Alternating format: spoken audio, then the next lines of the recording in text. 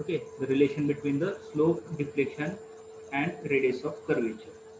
आता या particular beam वरती आता इथं खाली एक फिगर दिसते, हा समजा बीम आहे विदाउट लोडिंग आणि त्याच्यावरती एखादा पॉईंट लोड ज्यावेळेस आपण अप्लाय करतो त्यामुळे या बीम मध्ये काय होतं तर बेंडिंग तयार होतं. ह्या बेंडिंगमुळे जे काही कर्वेचर तयार झालेलं आहे याच्यामुळे ह्या बीम मध्ये काय होतं तर डिफ्लेक्शन होते. ह्या सेंटरला त्याचं काय होतंय डिफ्लेक्शन होतंय आणि हे डिफ्लेक्शन झाल्यामुळं सपोर्ट जो आहे त्या सपोर्टला ह्या डिफ्लेक्शनमुळे एक स्लोप मिळतं. हा स्लोप इथं असणारं डिफ्लेक्शन आणि याच्यामुळे जो काही हा कर्वेचर जो तयार झालेला आहे याच्यामध्ये एक रिलेशन तयार होतं. मग हे रिलेशन आपल्याला इथं डेव्हलप करायचं आहे आणि त्या रिलेशनचा यूज करून आपण वेगवेगळ्या बीमसाठी, वेगवेगळ्या लोडिंग कंडिशनसाठी, वेगवेगळ्या सपोर्ट कंडिशनसाठी डिफ्लेक्शन्स आणि स्लोप काय असतात ते आपण त्या रिलेशनवरनं फाइंड आउट करू शकतो. मग हे रिलेशन फाइंड आउट करण्यासाठी आता हे जे काही कर्वेचर याच्या बीम मध्ये आलेलं आहे या लोडिंगमुळं, याचा जर मी एक सर्कल असा ड्रॉ केला विथ अ रेडियस आर, मग त्यातला मी एक छोटासा पार्ट एकदम नॉमिनल डिस्टन्स जर मी कन्सिडर केलं, ह्या कर्वेचर मधलं नॉमिनल कर्वेचर जे आहे ते कन्सिडर करा. लेटेस्ट कन्सिडर की ए बी, म्हणजे हे कर्व जो आहे, हा जो कर्व आहे ए बी, या पर्टिक्युलर डिफ्लेक्टेड बीमचा एक छोटासा पार्ट आहे. डिफ्लेक्टेड बीमचा हा एक छोटासा पार्ट आहे असं आपण कन्सिडर करूया. हा ए बी जो आहे, ह्या ए बीचं जे डिस्टन्स आहे तर ते ds आहे असं आपण कन्सिडर करूयात. इथं जे फिगर मध्ये जे दिलेलं आहे ds is the length of beam A B, म्हणजे ए बी या बीम मधला छोटासा पार्ट ए बी जो आहे की जो डिस्टन्स किती आपण कन्सिडर केलाय स्मॉल डिस्टन्स ds असं कन्सिडर केलेलं आहे. आता या फिगर मध्ये, ह्या ग्राफ मध्ये जे फिगर दाखवले इथं सी हा एक पॉइंट जो आहे तो काय आहे तर centre of arc. Centre of arc म्हणजे काय की हे जे काही कर्वेचर आहे त्याचं जर आपण रेडियस जर ड्रॉ केला त्याचं एक कुठेतरी सेंटर असणार आहे, ते सेंटर म्हणजे काय आहे तर सेंटर ऑफ आर्क आहे. त्यानंतर इथं एक अँगल आहे, या ठिकाणी या एक्स एक्स ऍक्सिस सोबत होणारा अँगल आहे. हा अँगल काय रिप्रेझेंट करतोय तर angle which is the tangent at point A making with x x axis. X x axis सोबत म्हणजे पॉइंट ए आणि पॉइंट बी जो आहे तिथं पॉइंट ए ला एक समजा आपण एक टँजेंट ड्रॉ केली आणि त्या टँजेंटला, टँजेंट जी आहे त्याचा एक्स एक्स ऍक्सिस सोबत होणारा अँगल हा अल्फा आहे. आणि परत मी काय केलेलं आहे की बी या पॉइंटला एक टँजेंट ड्रॉ केली आणि ही टँजेंट एक्स एक्स ऍक्सिसला जिथं कट होते तिथं होणारा अँगल हा alpha plus D alpha. D alpha म्हणजे काय आहे तर या दोन्ही मध्ये होत असणारा जो काही अँगल डिफरन्स आहे तो म्हणजे काय आहे तर डी अल्फा. लक्षात आले.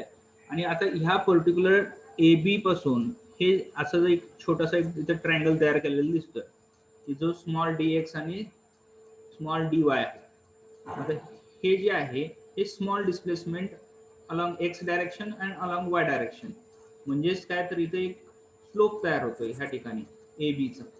मग आपल्याला काय करायचंय तर ह्या व्हॅल्यूज जे आहे त्याच्यावरनं एक रिलेशन तयार करायचंय की जे रिलेशन काय रिप्रेझेंट करेल slope, deflection and radius of curvature. Slope, deflection and radius of curvature. सगळ्यांनी आपले आपले माईक जे आहेत ते लॉग इन केल्यानंतर म्यूट ठेवायचे.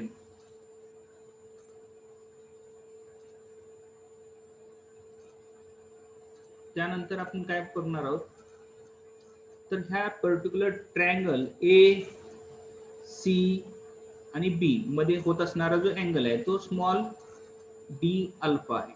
स्मॉल डी अल्फा आहे. आता मला सांगा की हे जे डिस्टन्स ए बी असेल, distance A B is equal to एक रिलेशन असणार आहे काय तर ds, म्हणजे हे कॉर्ड लेंथ आहे आणि कॉर्ड लेंथ आपण कशी काढतो तर रेडियस आर इंटू त्या दोन्ही मधला असणारा अँगल अल्फा, म्हणजे आपली काय असते कॉर्ड लेंथ असते. म्हणजे ds is equal to R D alpha असं आपण म्हणू शकतो. मग आता याच्यावर एक आरचं एक रिलेशन तयार होऊ शकतं. मग आरचं रिलेशन काय तयार होईल R is equal to ds upon D alpha. आणि इथं जे ds आहे आपण असं अजून करूयात की हे जे डिफ्लेक्शन जे होणार आहे हे खूप स्मॉल असणार आहे. मग हे स्मॉल डिफ्लेक्शन असल्यामुळे ds ची व्हॅल्यू ही dx च्या इक्विव्हॅलेंट आहे असं आपण अजून करणार आहोत. म्हणून काय इथं म्हटलेलं आहे ds is equal to dx, म्हणून इथं ds ला रिप्लेस काय केलेलं आहे तर dx केलेलं आहे. मग आता हे झालं काय आर ची value, R is equal to काय तर dx अपॉन डी अल्फा. आता याचा जर आपण इन्व्हर्स घेतला म्हणजे 1/r ची व्हॅल्यू जर काढायची झाली आपल्याला, कारण पुढे जाऊन आपण 1/r ची व्हॅल्यू आपल्याला लागणार आहे. मग 1/r इज इक्वल टू काय येणार आहे तर डी अल्फा अपॉन dx. त्याला आपण इक्वेशन नंबर 1 म्हणूया. ही रिलेशन आपल्याला लक्षात ठेवायचं आहे. 1/r is equal to D alpha upon dx.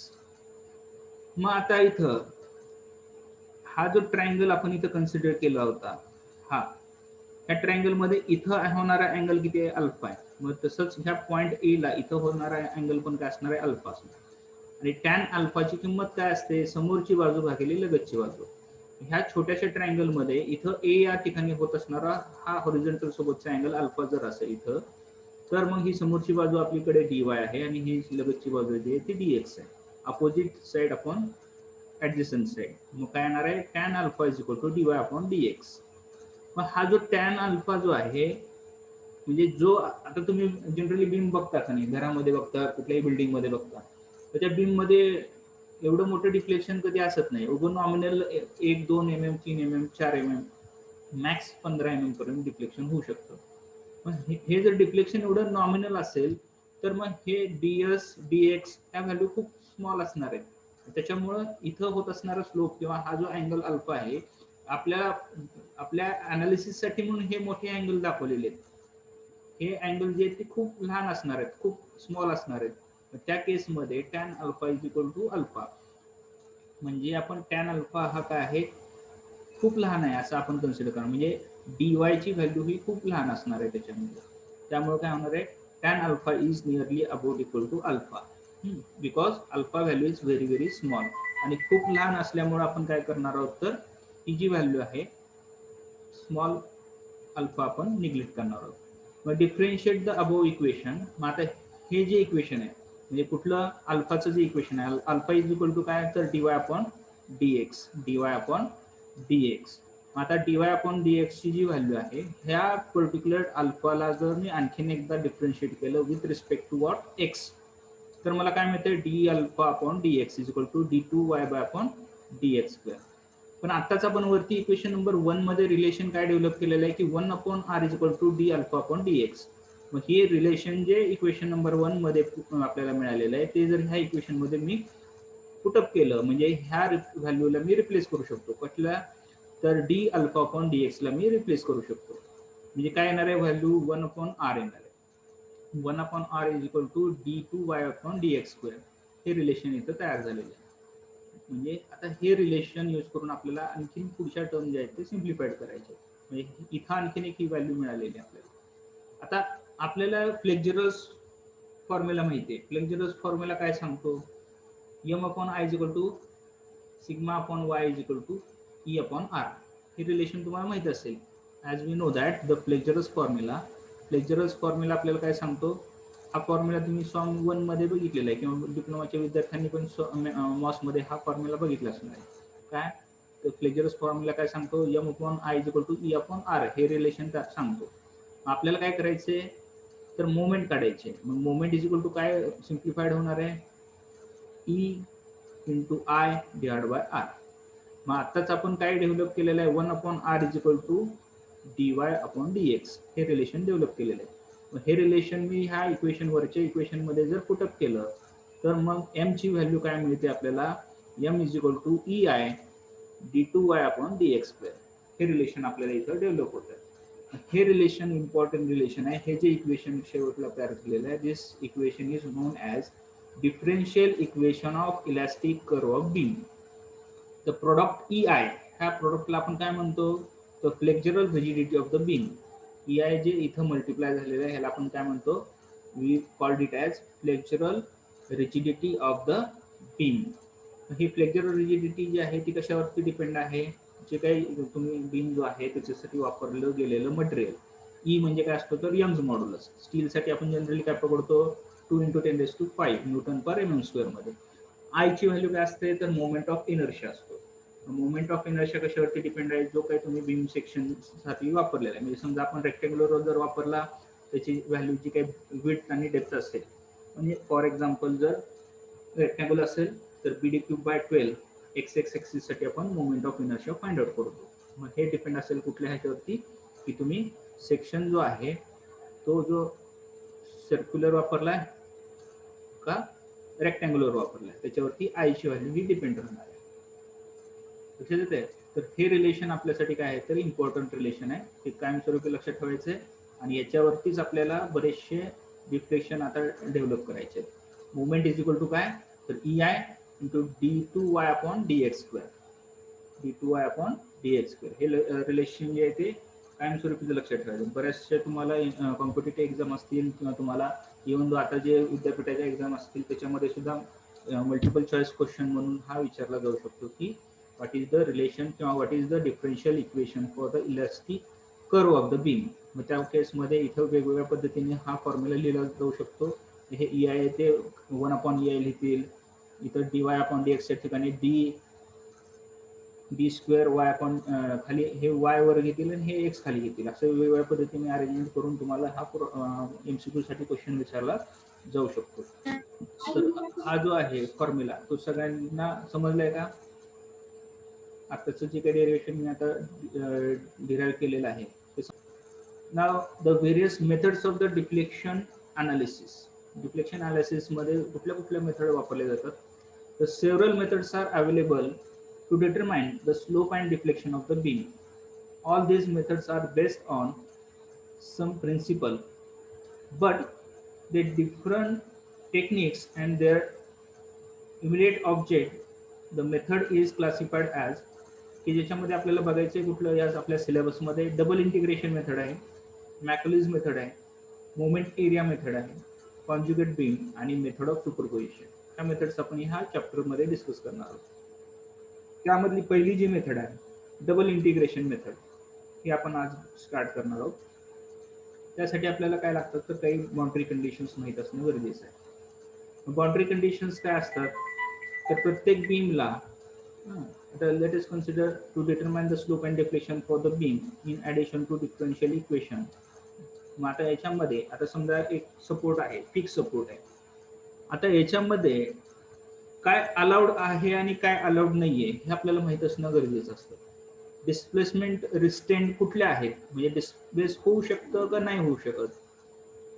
आता इथला हा जो कॉलम जो रिप्रेझेंट करतोय त्यामध्ये काय लिहिलेलं आहे डिस्प्लेसमेंट रिस्ट्रेंट. रिस्ट्रेंट म्हणजे काय त्याला फिक्सिटी. आता हा सपोर्ट फिक्स आहे. आता एक्स डायरेक्शन मध्ये आणि वाय डायरेक्शन मध्ये डेल्टा एक्स आणि डेल्टा वाय आणि रोटेशन या तिन्ही गोष्टी अलाउड नाहीयेत.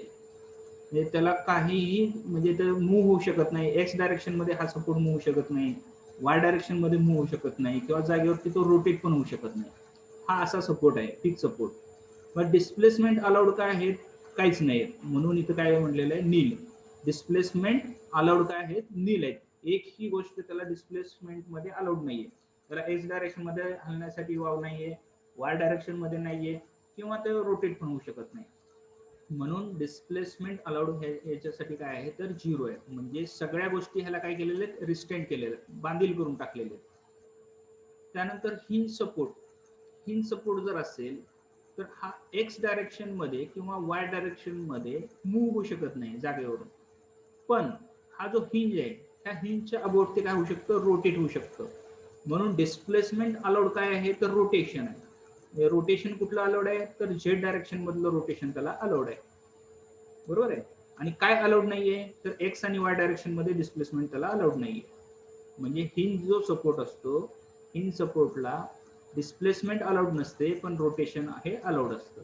म्हणून रिस्ट्रेंट काय आहे तर डेल्टा एक्स आणि डेल्टा वाय हे रिस्ट्रेंट आहेत आणि अलाउड काय आहे तर रोटेशन अलाउड आहे. हे लक्षात घ्या. म्हणजे हिंज सपोर्ट कुठं असतो आपले दरवाजे जे असतात ते हिंजवरती सपोर्ट केलेले असतात. ते जागेवर हलतात का नाही, फक्त काय होतात ते जागेवरती रोटेट होतात. म्हणजे त्याला रोटेशन अलाउड आहे. ठीक आहे. तसंच आहे रोलर सपोर्टसाठी. आता रोलर आहे म्हणजे काय होऊ शकतो तो तर एक्स डायरेक्शन मध्ये किंवा वाय डायरेक्शन मध्ये कुठल्या रेस्ट्रेंट आहे त्याला तर हा जो आहे तो व्हर्टिकल डायरेक्शन मध्ये मूव्ह शकत नाही. असा व्हर्टिकल डायरेक्शन मध्ये होऊ शकत नाही, पण तो हॉरिझॉन्टल डायरेक्शन मध्ये मूव्ह होऊ शकतो. आणखीन काय होऊ शकतं की इथं हिंज सारखं त्याचं रोटेशन होऊ शकतं. म्हणजे अलाउड काही नाहीये displacement in Y direction allowed नाहीये आणि अलाउड काय आहे तर displacement in x direction and rotation in Z direction हे त्याला अलाउड आहे. त्यानंतर हॉरिझॉन्टल गाईड हा पण एक रोलर सारखाच प्रकार आहे, पण इथं कसं आहे की वरती जे आहे रोलर, जो वरचा जो हॉरिझॉन्टल रोलर म्हटलेला आहे त्याला रोटेशन अलाउड होतं, तसं इथं रोटेशन अलाउड नाहीये. इथं फक्त काय अलाउड आहे तर हॉरिझॉन्टल डायरेक्शन मध्ये डिस्प्लेसमेंट अलाउड आहे, व्हर्टिकल डायरेक्शन मध्ये सुद्धा डिस्प्लेसमेंट अलाउड नाहीये. म्हणून इथं काय म्हटलेलं आहे, displacement in Y direction and rotation in Z direction is not allowed. Allowed काय आहे डिस्प्लेसमेंट मध्ये, तर फक्त आणि फक्त हॉरिझॉन्टल डायरेक्शन मध्ये त्याची मुवमेंट होऊ शकते, हे फक्त त्याच्यामध्ये अलाउड आहे. तर ह्या बाउंड्री कंडिशन्स आपल्याला लक्षात ठेवायचे आहेत. ह्या बाउंड्री कंडिशन्स आपल्याला पुढे ज्यावेळेस आपण वेगवेगळे डिफ्लेक्शन्स फाइंड आउट करणार आहोत त्यामध्ये जे काही सपोर्ट कंडिशन्स आहेत त्या सपोर्ट कंडिशन मध्ये काय अलाउड असतं आणि काय अलाउड नसतं हे आपल्याला माहित असणं त्यासाठी गरजेचं आहे. परत एकदा रिवाइज करतो, फिक्स सपोर्टला काहीच अलाउड नसतं, हिंज सपोर्टला फक्त रोटेशन अलाउड असतं, एक्स आणि वाय डायरेक्शन मध्ये डिस्प्लेसमेंट अलाउड नसते. रोलर सपोर्टला हॉरिझॉन्टल डायरेक्शन मध्ये डिस्प्लेसमेंट आणि रोटेशन अलाउड असतं, वाय डायरेक्शन मध्ये अलाउड नसतं. आणि गाईड, हॉरिझॉन्टल गाईड जी आहे त्याला फक्त हॉरिझॉन्टल डायरेक्शन मध्ये डिस्प्लेसमेंट अलाउड असते, व्हर्टिकल आणि रोटेशन मध्ये अलाउड नसते. तर ह्या गोष्टी आपल्याला लक्षात ठेवायच्या. त्यानंतर आहे पहिली मेथड की ज्याला आपण काय म्हणतो डबल इंटिग्रेशन मेथड. त्यामध्ये आपण पहिला केस कन्सिडर करूयात की एक कॅन्टिलिव्हर बीम आहे आणि त्या कॅन्टिलिव्हर बीम वरती एक पॉइंट लोड, फ्री एंडला पॉइंट लोड आहे. मग ह्या कंडिशनला ह्या पर्टिक्युलर बीम मध्ये स्लोप आणि डिफ्लेक्शन काय असतील हे आपल्याला फाइंड आउट करायचे आहे. डिफ्लेक्शन कुठं असणार आहे, आता बट ऑब्वियस हा एंड जो आहे तो फिक्स एंड आहे. जिथं फिक्स एंड असतो तिथं डिस्प्लेसमेंट होणार नाही, रोटेशन होणार नाही, काहीच होणार नाही. आताच आपण म्हटलेलं आहे की जिथं एंड फिक्स असतो तिथं काहीच अलाउड नसतं, बरोबर आहे. म्हणून इथं जी डिस्प्लेसमेंट होणार आहे ती फक्त पॉइंट बी ला होणार आहे. म्हणून इथं असणारं डिफ्लेक्शन त्याला वाय मॅक्स आपण नाव द्या, आणि इथं तयार होत असणारा हा जो स्लोप आहे, ह्या डिफ्लेक्शनमुळे ह्या बीम मध्ये आलेला जो काही स्लोप आहे तो म्हणजे आपण थिटा बी म्हटलेला आहे. आणि हा थिटा बी किती असेल ते आपल्याला फाइंड आउट करायचं. ह्या दोन गोष्टी आपल्याला या पर्टिक्युलर बीम मध्ये फाइंड आउट करायच्या, आणि त्यासाठी आपल्याला कुठली मेथड वापरायची तर डबल इंटिग्रेशन मेथड वापरायची. मग आता ह्यासाठी आपण मगाशी जो फॉर्म्युला डेव्हलप केला होता, M is equal to E I D two Y upon D X square, M is equal to E I D two Y upon D X square. मग आता मी एक सेक्शन एक्स एक्स समजा एखाद्या ह्या beam वरती consider केला. Section x x जो आहे सपोर्ट ए पासून एक्स एवढ्या अंतरावरती आहे. मग आता बी पासून तो किती अंतरावरती असणार आहे, जर ह्याची लेंथ एल असेल टोटल लेंथ, तर एल मायनस एक्स एवढ्या अंतरावरती असणार आहे सपोर्ट बी पासून. हा जो सेक्शन एक्स एक्स आहे त्या पर्टिक्युलर लोकेशनला मला मोमेंट घ्यायची. मग moment about this X X is equal to काय येणार आहे, तर डब्ल्यू इंटू याचं परपेंडिक्युलर डिस्टन्स इथं काय आहे, डब्ल्यू इंटू परपेंडिक्युलर डिस्टन्स काय आहे इथं, तर एल मायनस एक्स.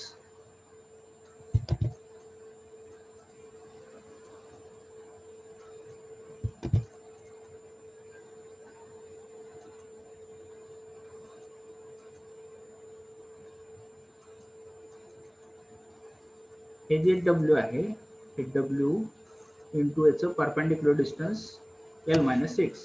आता याच्यामुळे होत असणारी जे रोटेशन आहे ते क्लॉकवाईज आहे about this X X X, म्हणजे X X section clockwise rotation. सेक्शनच्या राईट साईडला क्लॉकवाईज रोटेशन आपण काय पकडतो, निगेटिव्ह पकडतो. म्हणून ही व्हॅल्यू जी आहे ते काय आलेले निगेटिव्ह, म्हणजे minus W L minus x. मग आताच आपण रिलेशन काय काढलं होतं की यम म्हणजे E I D two Y upon D X square is equal to M, आणि ही यम ची व्हॅल्यू जी इथं आलेली आहे ती इथं काय केलेली आहे, इथं पुटअप केलेली आहे फक्त सिंपली. आता आपल्याला काय करायचंय, आता समजा हे जे काही रिलेशन आपण इथं डेव्हलप केलेलं आहे, E I D two Y upon D X square is equal to minus M L minus X. आता मी काय करतो की ह्या इक्वेशनला मी इंटिग्रेट करतो. आता इंटिग्रेट केल्यावरती काय होईल, ह्या दोन्ही साईडला मी काय करतो इथं हे इंटिग्रेट करतो, इंटिग्रेटिंग ऑन बोथ साइड. हे इंटिग्रेट केलं तर हे जे D two Y upon D X square आहे ह्याचं काय होणार आहे, D Y by D X. डिफरन्शिएशनचं जर मी इंटिग्रेशन घेतलं तर ते काय होणार आहे, D Y by D X होणार आहे. मी ह्या डिफरन्शिएशनचं इंटिग्रेशन घेतलं तर D Y by D X तयार होईल. काय होतं integrating on both side, E I is equal to D Y upon D X is equal to, आता याचं इंटिग्रेशन इक्वेशन काय होतं आपलं, एल मायनस एक्स याचं इंटिग्रेशन काय येणार आहे, एल इंटू एक्स येणार आहे, मायनस एक्सचं इंटिग्रेशन काय येणार आहे, x square upon 2 plus C1. C1 हा काय आहे तर कॉन्स्टंट ऑफ इंटिग्रेशन आहे. C1 हा काय आहे तर कॉन्स्टंट ऑफ इंटिग्रेशन. हा कसा काढू शकतो आपण, तर बाउंड्री कंडिशनवरून काढू शकतो. मग आता बाउंड्री कंडिशन काय आहे बघा, ऍट सपोर्ट ए, सपोर्ट ए ला काय आहे बघा, at support A deflection, deflection काय असणार आहे, 0 असणार आहे. आणि जिथे डिफ्लेक्शन 0 आहे तिथं स्लोप काय असणार आहे, 0च असणार आहे. म्हणजे x is equal to 0 and dy by dx is also equal to 0 at support A म्हणतोय. कारण का तर हा सपोर्ट ए फिक्स आहे, तिथं डिस्प्लेसमेंट होत नाही, त्यामुळे तिथं स्लोप पण होणार नाही. आता ही व्हॅल्यू जर मी ह्या इक्वेशन मध्ये जर पुटअप केली तर ही टर्म काय होणार आहे, 0 होणार आहे. त्यानंतर x ची व्हॅल्यू 0 आहे म्हणजे ही पण टर्म 0 होणार आहे आणि ही पण टर्म 0 होणार आहे. म्हणजे c ची व्हॅल्यू काय मिळेल, c is also equal to 0 मिळणार आहे. c ची व्हॅल्यू किती मिळणार आहे, 0 मिळणार. c ची व्हॅल्यू 0 मिळाली. आता c ची व्हॅल्यू 0 टाकली तर आपलं परत फायनल इक्वेशन काय झालं, ei dy by dx is equal to minus w, हे जे आहे ते वरची इक्वेशन आहे तसं लिहिणार मी, lx minus X square by 2. हे जे इक्वेशन आहे ह्याला आपण काय म्हणतो तर we called it as slope. कारण का तर dy बाय dx म्हणजे काय म्हटलं होतं आपण, स्लोप आहे.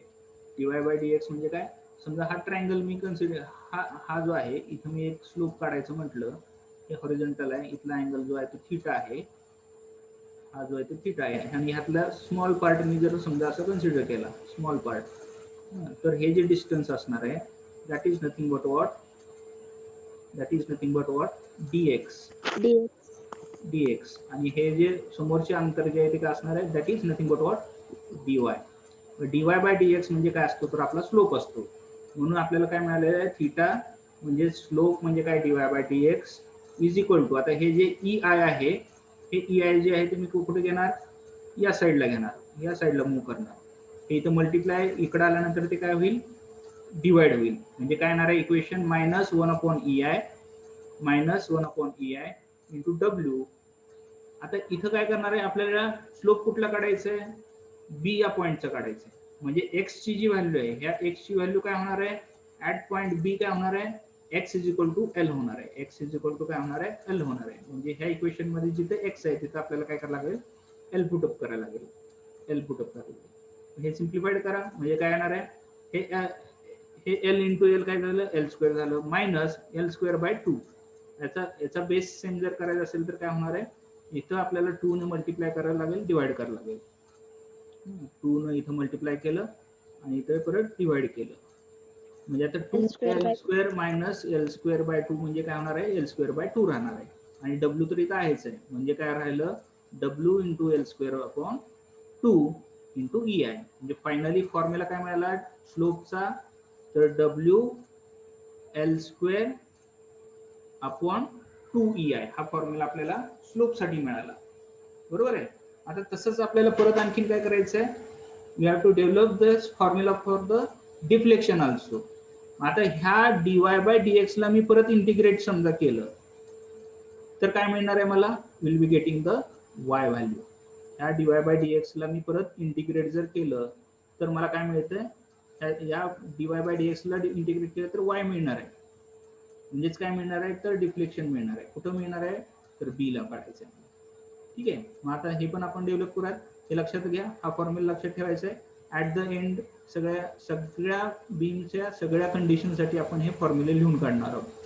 ठीक आहे, तर आपण आता पुढं डिफ्लेक्शन काढू. डिफ्लेक्शन कसं येणार आहे बघा, हे जे इक्वेशन होतं E I is equal to dy upon dx is equal to minus W into bracket L X minus X square upon 2 plus C1. C1 ची व्हॅल्यू आपली 0 आली होती. आता मग काय करायचंय, to get the deflection integrate equation number 1 on both side. आता ह्याचं इंटिग्रेशन जर आपण घेतलं तर बघा काय होणार आहे, इंटिग्रेटिंग ऑन बोथ साइड जर केलं, इंटिग्रेटिंग ऑन बोथ साइड, आता हे जे dy अपॉन dx चं इंटिग्रेशन काय होणार आहे, y होणार आहे. आणि इथं जे बाकीचे जे टर्म्स आहेत, आता x चं इंटिग्रेशन काय येणार आहे, एक्स स्क्वेअर बाय 2 येणार आहे. आणि y स्क्वेअरचं इंटिग्रेशन काय येणार आहे, y क्यूब अपॉन 3. मग 3 इंटू 2 काय होणार आहे, 6 होणार आहे, म्हणजे x³ अपॉन 6 प्लस C2. C2 हा काय कॉन्स्टंट ऑफ इंटिग्रेशन. मग आता इथं पण C2 काढण्यासाठी परत एकदा बाउंड्री कंडिशन आपल्याला यूज करायचं. आता बाउंड्री कंडिशन बघा काय आहे ना, इथं ज्यावेळेस x ची व्हॅल्यू 0 आहे, म्हणजेच काय आहे, x सेक्शन जो आहे तुमचा इथं आहे समजा या लोकेशनला, त्यावेळेस डिफ्लेक्शन काय आहे, 0च आहे ना. डिफ्लेक्शन इथं मॅक्झिमम आहे. सपोर्ट ए ला डिफ्लेक्शन काय आहे, 0च आहे, म्हणजे deflection is 0 at x is equal to 0. मग इथं y च्या ठिकाणी 0 टाकलं, x च्या ठिकाणी 0 टाकलं, तर मग C2 ची व्हॅल्यू पण काय झाली, इथं 0च झाली.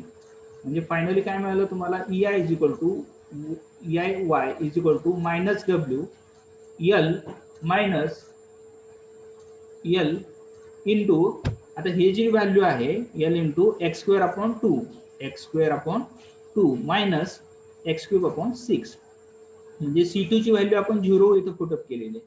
आणि आता मला फायनली डिफ्लेक्शनचं इक्वेशन काय मिळते बघा. आता मी काय करणार आहे, पुटअप करणार आहे x is equal to L. कारण का, तर मला डिफ्लेक्शनची व्हॅल्यू कुठं काढायची आहे, बी ला काढायची. म्हणजे हा जो सेक्शन x जो मी कन्सिडर केला होता की जो x एवढ्या अंतरावरती होता, मग ह्या x ची व्हॅल्यू मला काय पुटअप करायला लागेल, बी या ठिकाणी मला जर डिफ्लेक्शन काढायचं असेल तर x ची व्हॅल्यू मला L पुटअप करायला लागेल. म्हणजे x ची व्हॅल्यू मला काय पुटअप करायला लागेल, L पुटअप करायला लागेल. मग आता हे पुटअप करायचं व्हॅल्यू इथं L² upon 2 minus L³ upon 6, म्हणजे हे L³ वरती पण झालं आणि इथं पण L³ आहे. आता बेस फक्त सेम करायचं आहे. बेस सेम करण्यासाठी काय करू शकता आपण, ह्या टर्मला मी 3 न गुंतलं आणि ह्याला 3 नी परत भागलं, तर खाली काय झालं, 6 झाले, आणि इथं पण 6 आहे. म्हणजे आता 3L³ मायनस L³ हे जर केलं तर किती राहिले, 2L³ राहिले. आणि 2L³ 2 अपॉन 6 याचाच अर्थ काय, 1/3 1/3 राहिले. म्हणजे फॉर्म्युला काय राहिला, minus WL³ upon 3EI. Minus sign काय इंडिकेट करतं, deflection is downward direction. Minus sign कशासाठी आहे, deflection is in downward direction, त्यामुळे हे मायनस साइन आहे. हे काढून टाकलं तरी चालेल. म्हणजे फायनली आपण काय म्हणू शकतो, तर डिफ्लेक्शनचा फॉर्म्युला काय आहे, तर WL³ अपॉन 3EI हा फॉर्म्युला डेव्हलप झालेला आहे. म्हणजे आपल्याला लक्षात काय ठेवायचंय, तर कॅन्टिलिव्हर बीम जर असेल, त्याच्या फ्री एंडला जर पॉइंट लोड जर असेल, तर फ्री एंडला डिफ्लेक्शन WL³ अपॉन 3 आहे. आणि त्या ठिकाणी असणारा स्लोपची व्हॅल्यू किती आली होती आपली, स्लोपची व्हॅल्यू काय आली आठवते का, WL² upon 2EI. WL² upon 2EI हे खालची व्हॅल्यू लक्षात ठेवायची. WL² अपॉन 2EI हे स्लोप आहे, डिफ्लेक्शन WL³ अपॉन 3EI आहे. तर हे लिहून ठेवायचं. नंतर ऍट द एंड असेच आपल्याला परत हे काय करायचंय, जिथं पॉइंट लोड आहे, आता आपल्याला ह्या पर्टिक्युलर कॅन्टिलिव्हर वरती UDL टाकून परत त्याचं डिफ्लेक्शन आणि स्लोप काय असेल ते आपल्याला पुढच्या प्रॉब्लेम मध्ये किंवा पुढच्या लेक्चर मध्ये आपण डिस्कस करणार आहोत. हे आता जर समजलंय का, डिफ्लेक्शन कसं आलं आणि स्लोप कसा आला ते.